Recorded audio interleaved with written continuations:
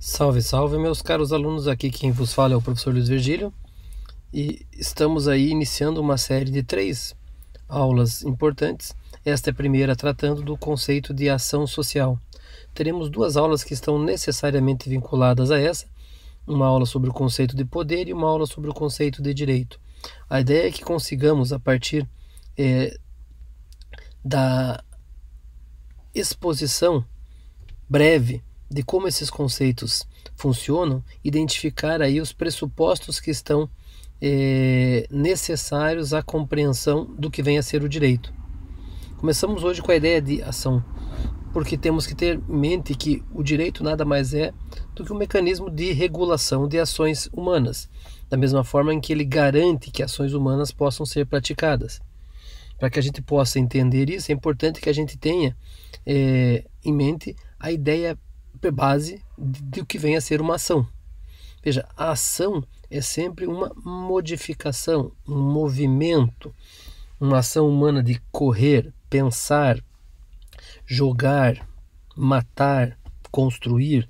Veja, são sempre ações no sentido de que você possibilita a modificação de um estado. Seja um estado do próprio agente, seja externo ao agente, aquele que está praticando a ação. Importante ter a ideia de que a ação sempre tem a ver com essa possibilidade de modificação de um estado inicial.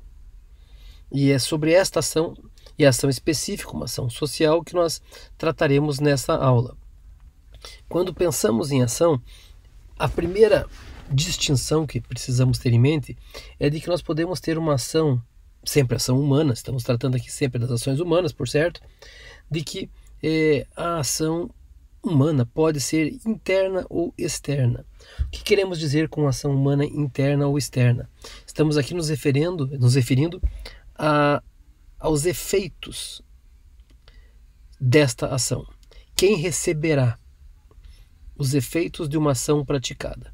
Se uma ação é praticada e os efeitos dessa ação atingem apenas a esfera do próprio agente, nós falamos que estamos diante de uma ação humana interna.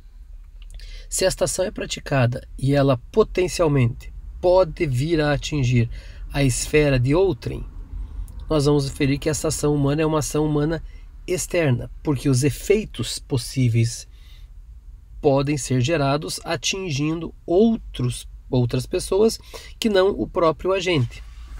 Por essa simples distinção, nós conseguimos perceber aqui que há uma diferença clara do objeto da ciência da psicologia com a ciência da sociologia.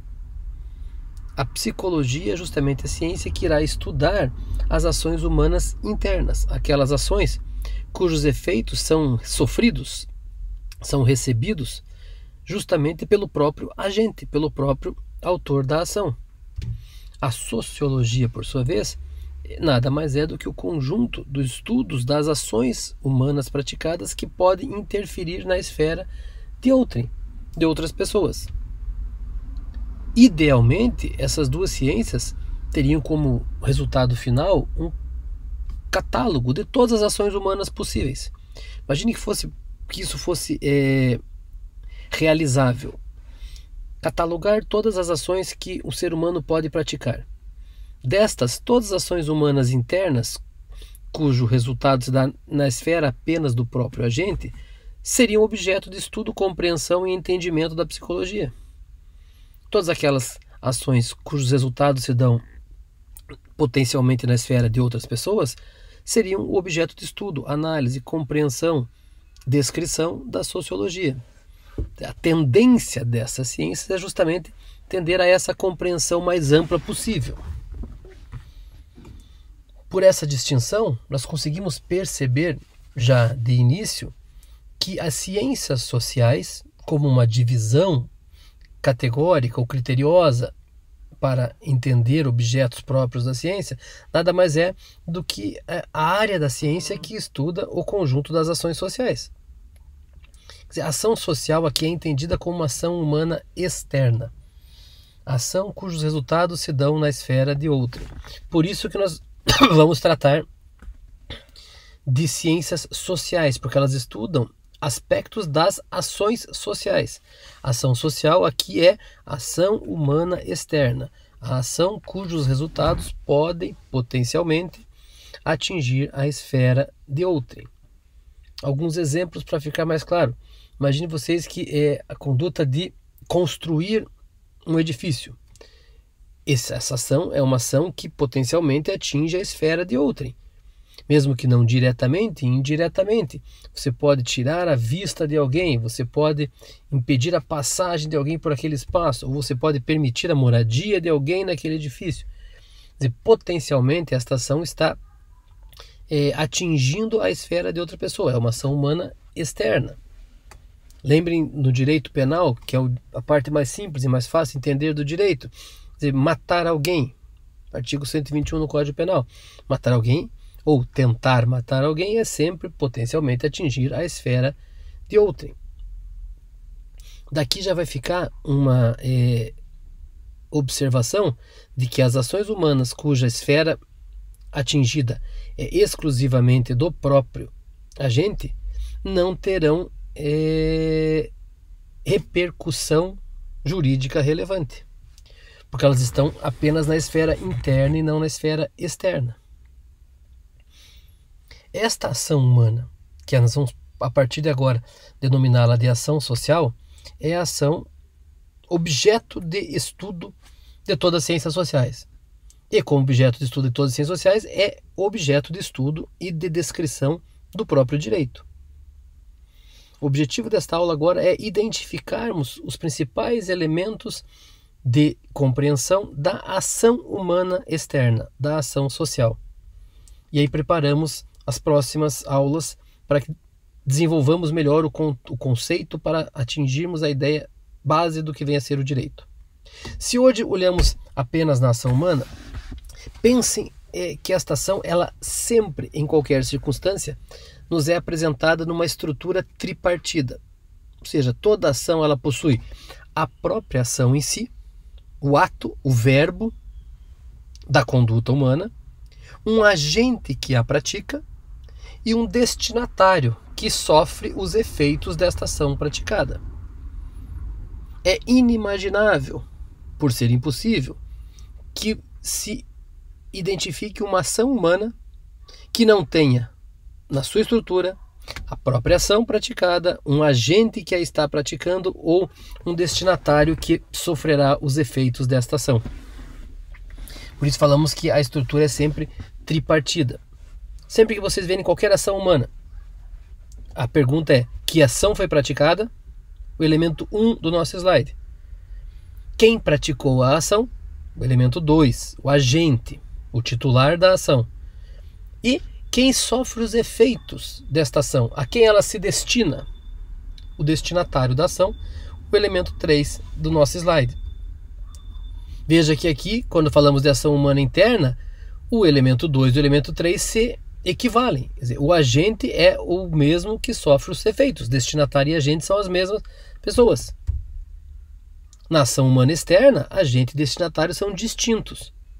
Mas percebam que uma coisa é agir enquanto titular da ação e outra coisa é padecer, sofrer os efeitos da ação, mesmo que praticada por si mesmo.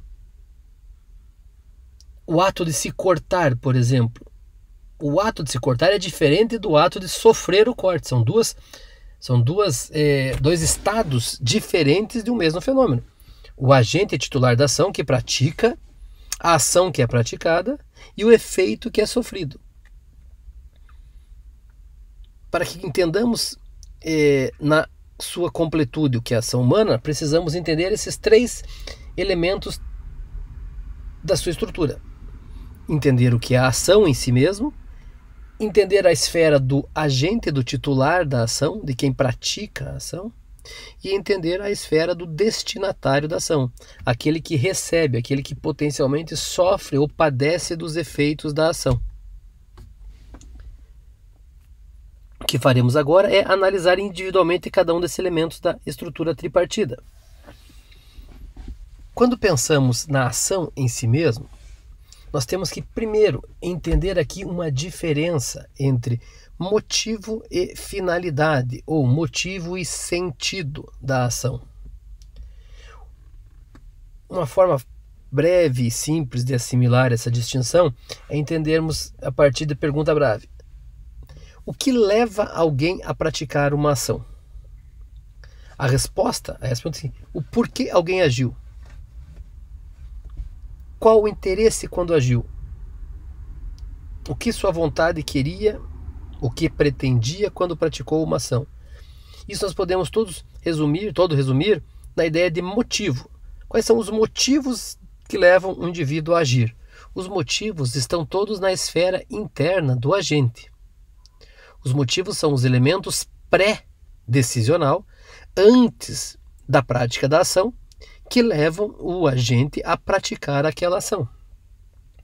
Vamos pensar assim que alguém decide vender um objeto seu, produzir e vender um objeto. Quais os motivos que o levaram a realizar esta ação de produzir e vender? Veja que os motivos aqui podem ser inúmeros e estão todos eles circunscritos à esfera específica do agente. O indivíduo pode ter decidido produzir e vender um objeto porque tinha interesse no resultado financeiro, em ganhar algum dinheiro com aquela venda. O indivíduo pode ter produzido e vendido um objeto porque ele tinha interesse em produzir um objeto bonito, artisticamente relevante, e queria que demais pessoas tivessem acesso a esta beleza estética produzida num objeto. Ele poderia produzir e vender um objeto porque ele tinha necessidade de alimentar sua família. Veja, ou ele poderia produzir porque ele não tinha nada melhor para fazer. Os motivos que levam o indivíduo a agir estão todos eles internamente circunspectos. Eles estão isolados na esfera única do indivíduo. Entender os motivos da prática de uma ação é justamente um dos objetivos da psicologia. Entender por que os indivíduos agem e por que agem de determinada forma. Veja que aqui o motivo não está vinculado, relacionado diretamente com a ação humana que é praticada. A ação humana de produzir, de construir, de vender, ela por si só tem uma própria natureza.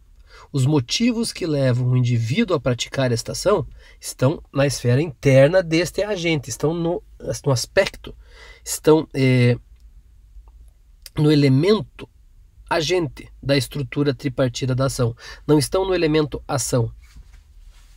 Então nós precisamos distinguir desde já de que quando falamos em ação não estamos falando em motivo, o que levou alguém a agir, mas sim em sentido da ação. Toda ação, por definição, no momento em que você a elenca, a denomina, a identifica, traz consigo um ou mais sentido, um ou mais finalidade. Uma ação é justamente isso. Uma ação é uma conduta humana dotada de finalidade, dotada de sentido. O nosso exemplo inicial é um indivíduo que decide produzir e vender um objeto. Veja que produzir, independente de qual seja o motivo que levou o indivíduo a fazer o objeto, o ato de produzir, a ação humana de produzir, já traz em si mesma um significado, um sentido. O que define o ato de produzir? O que define a ação humana produzir, produção? Nada mais do que a transformação de algo em outro, e outro dotado de sentido. Eu pego a madeira e transformo em cadeira. Eu dou um sentido, um significado àquela madeira com uma finalidade de servir de assento às pessoas. Veja que o que define o ato de produzir é justamente essa transformação de um objeto em outro com ganho de finalidade. O ato humano, a ação humana de vender, nada mais é do que trocar, entregar um objeto em troca, em permuta por um valor pecuniário. Veja que aqui há um sentido específico, há uma intenção de ganho, há uma finalidade. Toda ação humana vai se definir pelo sentido e pela sua finalidade. Por isso que nós podemos estudar as ações humanas independentes do seu agente e do seu destinatário. Quer dizer, as ações humanas a serem praticadas são elencadas e cada uma delas estudadas. O que define esta ação? Esta ação é definida pelo seu sentido, pela sua finalidade, que pode ser mais de um. Uma mesma ação pode ter mais de um sentido, mais de uma finalidade. O que ela não consegue é não ter sentido ou finalidade algum, porque o que a define é justamente este sentido, esta finalidade. Então nós temos que ter em mente de que estudar a ação humana nada mais é do que estudar as finalidades, os sentidos possíveis desta conduta. E esse é o primeiro elemento que precisamos marcar e guardar, porque será importantíssimo para toda a compreensão do direito. Quando uma norma jurídica, mais à frente veremos, estabelece a regulação de uma conduta humana, o que ela está regulando é justamente este sentido, esta finalidade. Uma segunda distinção importante que nós precisamos fazer é entender que, como a ação humana se define pela sua própria finalidade, nós estamos à ação imputando um final, um fazer final, um sentido final. E aí, entender a ação humana passará pelo princípio de imputabilidade e não por um princípio de causalidade. O princípio da causalidade, que é um princípio que nós utilizamos para entender, por exemplo, as ciências físicas, é um princípio que nos diz que, dado determinadas condições, os efeitos necessariamente acontecerão. Veja que o vínculo entre causa e efeito, no princípio da causalidade, é um vínculo de necessariedade. Sempre que eu tiver as causas A, B e C, eu terei os efeitos D, E e F. Relação é de causalidade. A ação humana não se explica e não se entende pelo princípio da causalidade. Ela está sujeita ao princípio da imputabilidade. O que significa dizer isso? Que a cada ação, a cada conduta humana, imputa-se, atribui-se um fim, um sentido. Nem sempre, dadas as causas, nós teremos o resultado. Ele deverá acontecer, mas não quer dizer que necessariamente acontecerá. Um exemplo bem simples do direito que todos lembrarão e não mais esquecerão. O artigo 121 do Código Penal diz que é proibido matar. O comando diz que matar alguém será punido. O comando normativo do direito diz é proibido matar. Isso quer dizer que, se é proibido matar, ninguém matará outra pessoa? Veja que se o princípio da causalidade fosse o princípio que explicasse esse vínculo, essa relação normativa, nunca teríamos o evento morte, porque está proibido a conduta humana de matar alguém.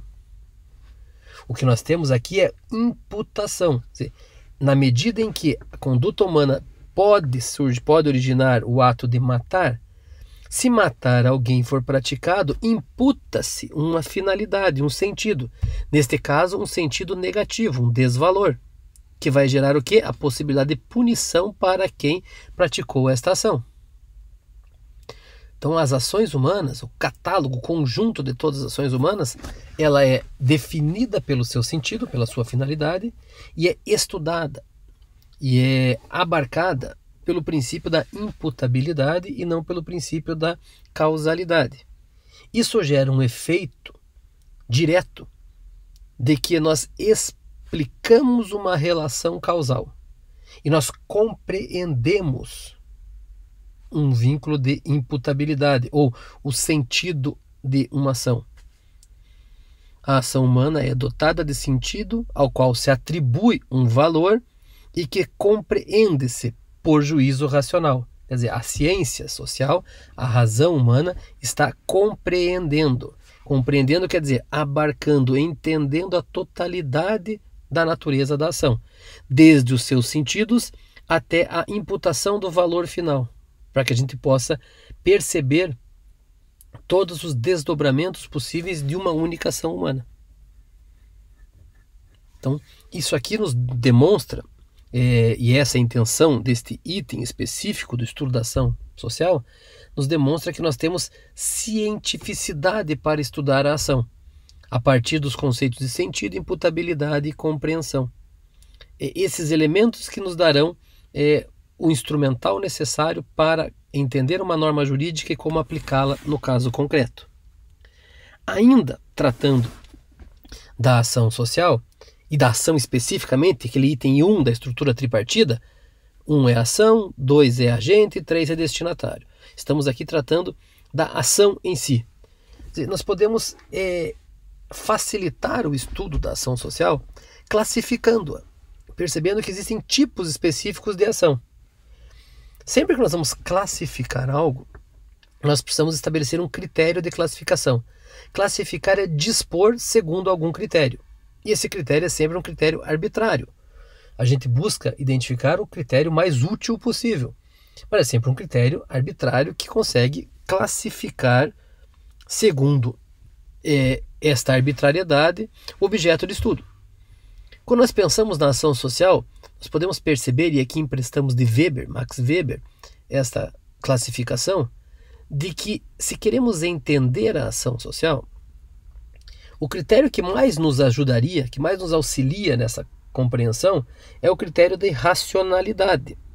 O que significa dizer, quanto mais racional for uma ação, mais eu posso compreendê-la, mais domínio eu tenho sobre ela. Porque o meu acesso de conhecimento aos objetos é sempre racional. Quer dizer, eu utilizo a razão, enquanto humano, para entender e compreender as coisas. Se eu quero compreender a ação social, quanto mais razão existir nesta ação, mais fácil de eu entendê-la, mais fácil de eu compreendê-la.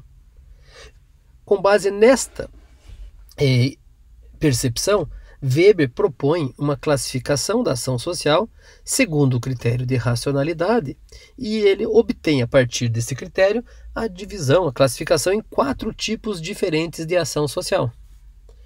Veja que ele está classificando aqui a ação de acordo com o seu grau de racionalidade. E diz ele, se eu aplico o critério de racionalidade, eu vou perceber que existe um conjunto de ações sociais que são dotadas de muito pouca racionalidade. A interferência da razão para a prática daquela conduta é mínima, é muito pequena. Está ali apenas como elemento ordenador da ação.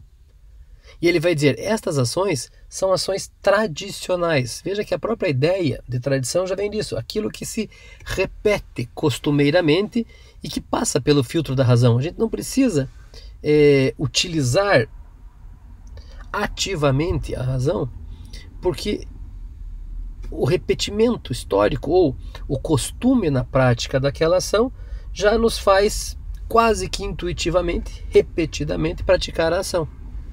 Então ele diz, Max Weber vai dizer, olha, a ação humana dotada de menor racionalidade que existe é a ação tradicional. Aquela ação que nós praticamos independente do filtro da razão, porque costumeiramente, tradicionalmente assim o faz. Um exemplo bastante simples aqui é o ato de vestirmos, de utilizarmos roupas, vestimentas em sociedade. Toda vez que você vai buscar e vai lembrar por que você se veste antes de sair de casa, ao levantar, ao acordar ou a dormir, porque você não fica a todo momento sem roupa, você fala, olha, de fato isso não passou pelo filtro da razão. Fácil porque todo mundo faz assim, desde que nasceu me vestiram, desde que o indivíduo nasceu foi colocado nele uma roupa e continua se repetindo essa ação em sociedade. Veja que nós temos uma ação aqui que é racional ainda, é explicável, eu consigo entender o sentido, eu consigo compreender toda a estrutura, toda a natureza desta ação, mas ao praticá-la, ao executá-la, não preciso filtrar pela razão. A interferência da razão do agente é muito pequena. Uma ação que é dotada de um pouco mais de racionalidade, mas ainda que passa à margem da ação ativa da razão, a todo momento que se decide praticá-la, é a ação afetiva. Veja que a ação afetiva seriam aquelas ações dotadas de um vínculo emocional interno bastante grande, mas que não possuem uma interferência racional direta, ativa, objetiva. Então são as ações afetivas, os vínculos, os elos que levam os indivíduos a agir entre si, benéfica ou maleficamente, independente do filtro racional. Quantas ações vocês não conseguem se identificar em que, pelo vínculo afetivo com a pessoa, praticou uma ação sem pensar? A gente inclusive responde, nossa, agi sem pensar.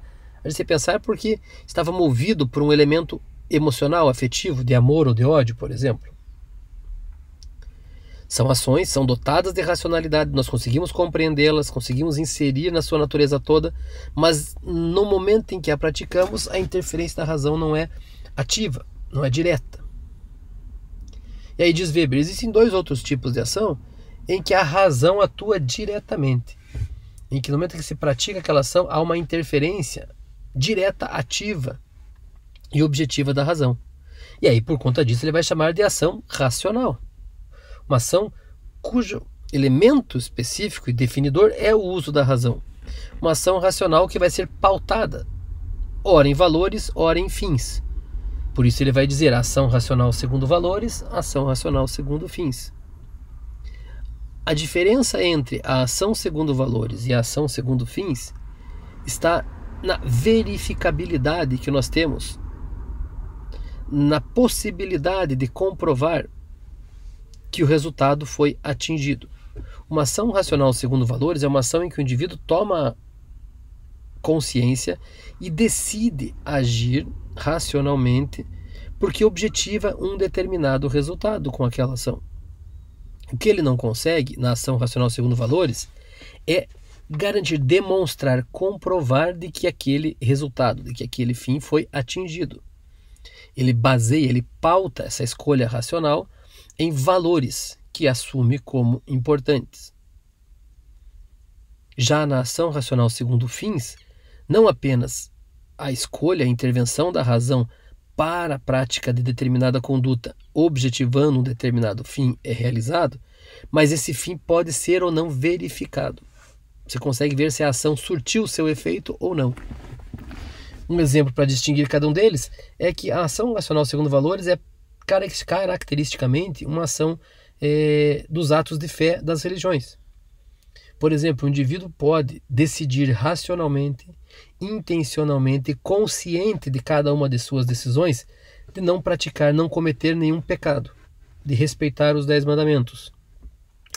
O objetivo desta prática é alcançar o céu, é ser salvo.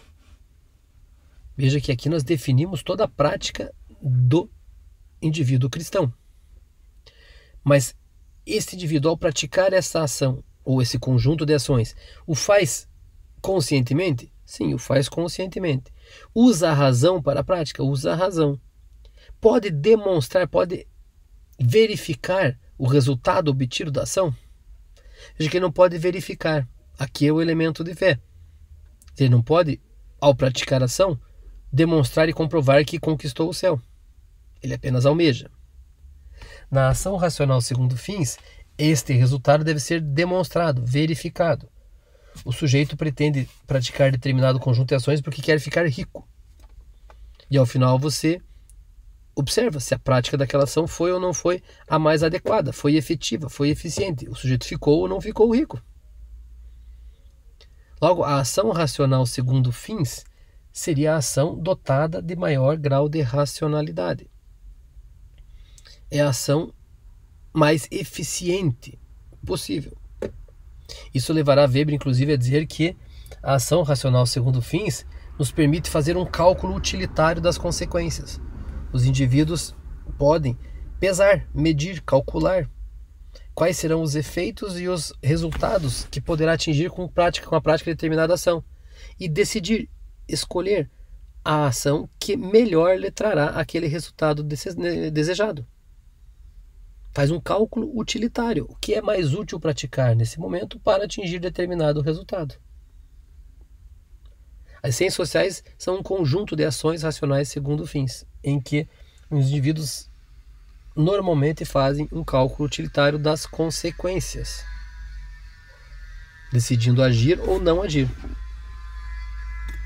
Por outro lado, quando nós olhamos para não mais a ação, mas para o titular da ação, para o agente, nós vamos perceber que este agente, o indivíduo humano, o ser humano, enquanto agente, enquanto titular da prática de uma ação, aquele que vai agir, aquele que vai praticar uma conduta, esse titular, ele possui uma própria estrutura interna específica, e todos possuem, qualquer ser humano possui. Para facilitar essa compreensão, nós podemos usar aqui, ao momento da descrição, o gráfico que é apresentado à direita. Veja que nós vamos chamar de horizonte de consciência, o elemento estrutural do agente, da pessoa, do ser humano, que para agir, portanto para decidir, para poder praticar uma ação, precisa que esta ação exista no seu ambiente interno, na sua mente. Nós vamos chamar todo esse elemento que existe dentro da consciência de um indivíduo de horizonte de consciência. Que é isso?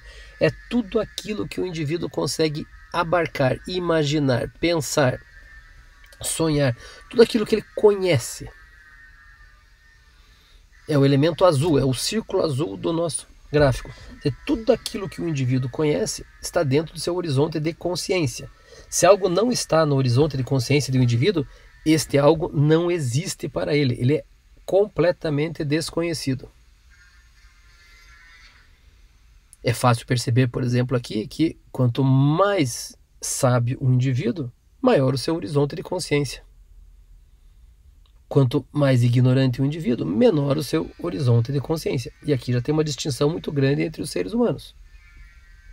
Agora, este horizonte de consciência, amplo, total, integral, representado em azul, esse círculo todo, nós vamos chamá-lo de um horizonte de consciência contemplativo. Por que contemplativo?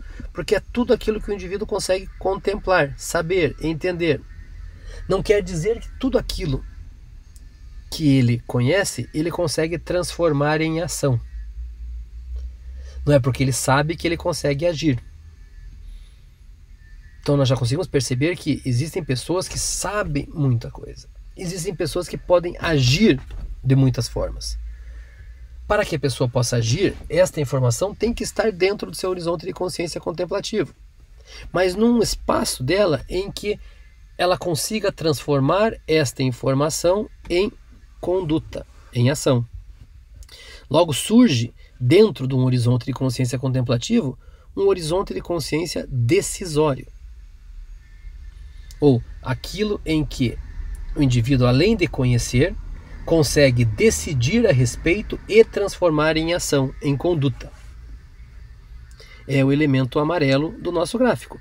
Veja, o horizonte de consciência decisório estará sempre incluído dentro do horizonte de consciência contemplativo. E é este conjunto de informações que estão dentro do horizonte de consciência decisório que o indivíduo consegue transformar em ação humana. Fácil perceber também aqui que quanto maior o horizonte de consciência decisório, maior o potencial de ação do indivíduo. Se a gente traça um raio dentro desse círculo, nós percebemos que o raio ali é um raio de ação. É até onde consegue agir o indivíduo. Vamos dar um exemplo. Imagine vocês que uma bomba, um elemento surpresa de guerra, aquela queda do World Trade Center, das Torres Gêmeas em Nova York. Quando aconteceu a queda, era possível que o indivíduo em Guarapuava entendesse, soubesse o que estava acontecendo, tivesse informação suficiente para localizar aquela informação, aquele ato que estava sendo praticado dentro do seu horizonte de consciência? É bastante possível. Um grande número de pessoas tinham horizonte de consciência contemplativo suficiente para que aquela ação estivesse inserida e ali fizesse sentido. Essas mesmas pessoas em Guarapuava conseguiriam transformar essa informação em meios de ação, em raio de ação, reagir, em agir sobre essa informação? Veja que já muda. Nem sempre aquilo que o indivíduo conhece é aquilo que ele consegue transformar em ação. Se nós pegarmos dois exemplos históricos, nós vamos perceber que, de um lado, Aristóteles talvez tenha um dos maiores horizontes de consciência contemplativo que a humanidade já conheceu. É alguém que sabia muito de quase tudo. Mas ele não tinha um poder, uma capacidade de agir, um raio de ação muito grande. Estava limitado à esfera pequena dos seus contatos mais domésticos. De outro lado, se nós pegamos, por exemplo, Napoleão, que não tinha um horizonte de consciência contemplativo muito grande, tinha assim um raio de ação enorme. Tudo aquilo que ele conhecia, que ele tinha informação, ele praticamente conseguia transformar em ação, conseguia agir a respeito. Já conseguimos ter aqui também um outro elemento para entender que quanto a forma pela qual nós vamos ampliar o nosso horizonte de consciência contemplativo é diferente da forma pela qual se amplia o seu horizonte de consciência decisório. Tem funções diferentes e, portanto, tem meios de absorção e de ampliação distintos. O que nos é relevante aqui é entender que todo ser humano, visto como agente, como titular das ações, possui um horizonte de consciência. E esse horizonte de consciência pode ser contemplativo ou decisório. Já se mudamos a nossa percepção, saímos do segundo elemento da estrutura da ação e vamos ao terceiro elemento, o destinatário, nós vamos perceber que o destinatário da ação social, que pode ser o próprio indivíduo ou outrem, ele está ali recebendo, padecendo os efeitos de uma ação que é praticada. Vejam que este ser humano, esse indivíduo, não é mais um agente, aqui ele é um objeto da ação. A ação está sendo praticada e ele está recebendo os efeitos.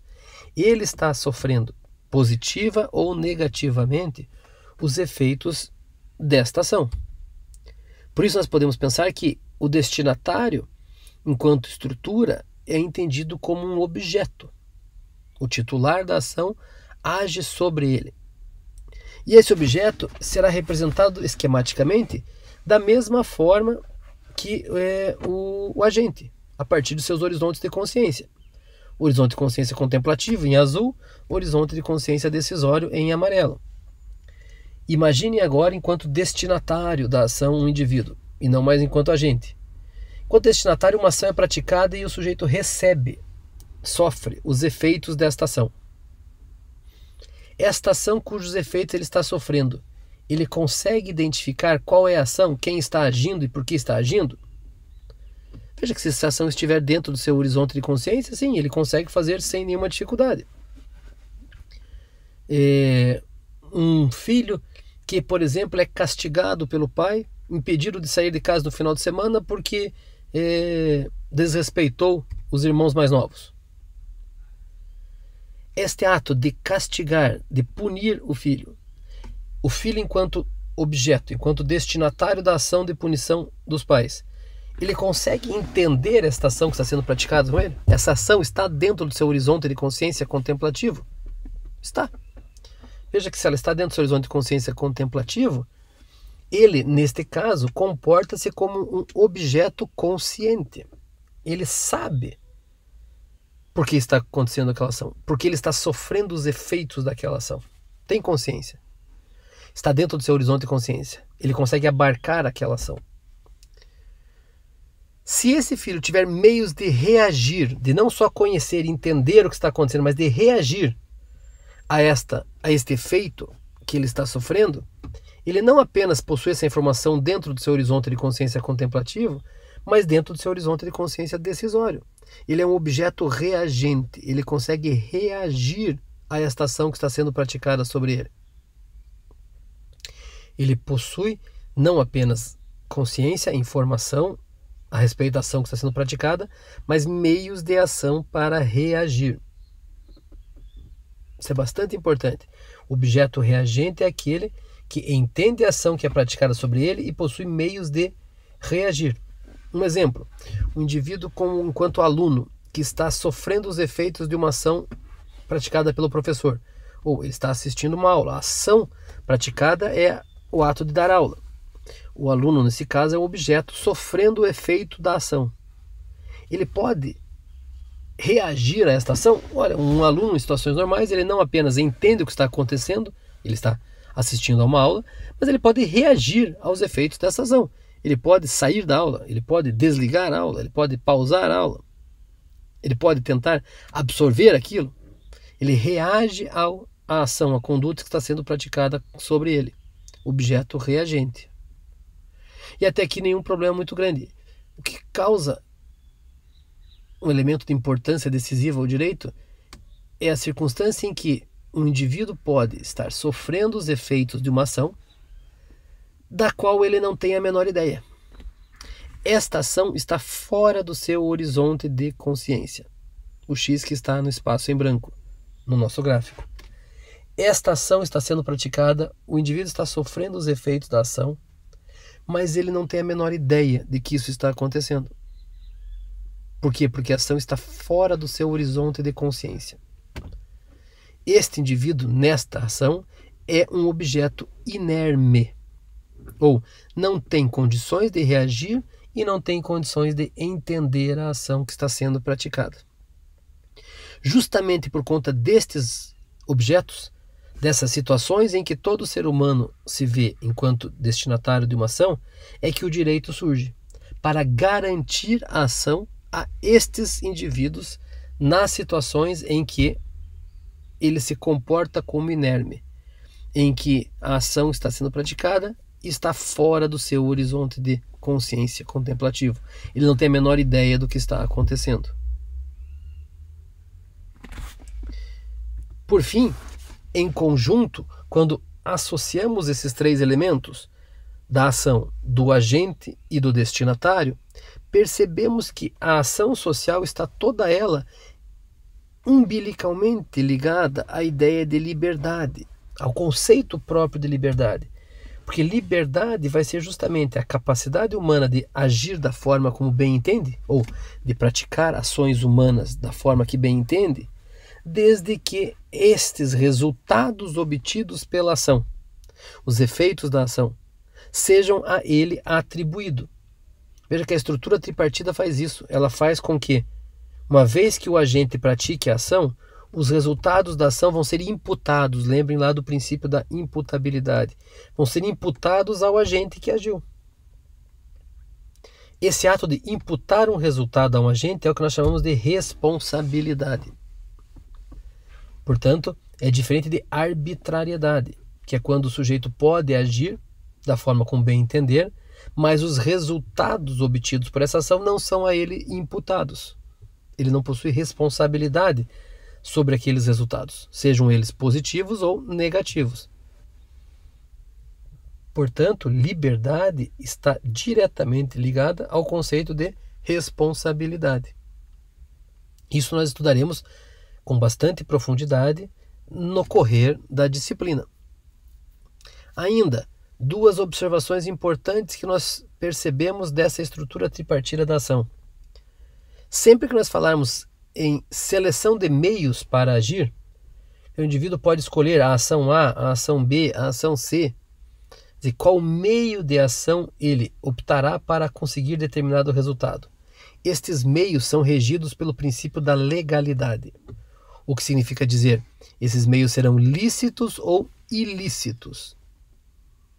Exemplificando, o desejo de ficar rico, de auferir riqueza, de ganhar riqueza, é um desejo válido, um desejo legítimo, um valor importante em sociedade. A seleção dos meios para este fim será lícita ou ilícita. Imagine que alguém queira auferir riqueza empreendendo. O meio selecionado para o fim é um meio lícito, legal. Agora imagine outro indivíduo que, para auferir riqueza, seleciona o meio do roubo. O meio é ilícito ou ilegal. Então, os meios da ação serão sempre pautados pelo direito, que dirá quando os meios são legais, lícitos ou ilegais, ilícitos. Já os fins da ação, quer dizer, o objeto, o final, o sentido da ação, não é mais lícito ou ilícito, mas ele é sim legítimo ou ilegítimo. Auferir riqueza, que era o nosso exemplo anterior, é um fim legítimo da ação humana. Matar alguém é um fim ilegítimo da ação humana. Todos os fins ilegítimos serão regulados negativamente pelo direito. Veja que não existe meio lícito ou ilícito para matar alguém. Matar alguém é um fim ilegítimo. Então nós fazemos um juízo aqui de legitimidade e não de legalidade. Concluindo a aula de ação social, é importante perceber que, entendendo a ação em si, o agente e o destinatário, surge a necessidade de entendermos como este agente pode agir. Qual é a capacidade de ação? O que é esta capacidade humana de agir, de praticar condutas, de transformar a realidade ou de atingir, surtir efeito em outras pessoas? Então, a ação social compreendida nos leva necessariamente a buscar a ideia do que vem a ser essa capacidade humana de agir, do que vem a ser o poder humano de agir, de praticar conduta. Numa próxima aula, teremos aí um aprofundamento sobre essa capacidade humana de agir ou sobre o conceito de poder. Agradeço a todos pela audiência, ficam aqui os contatos de sempre. Um grande abraço.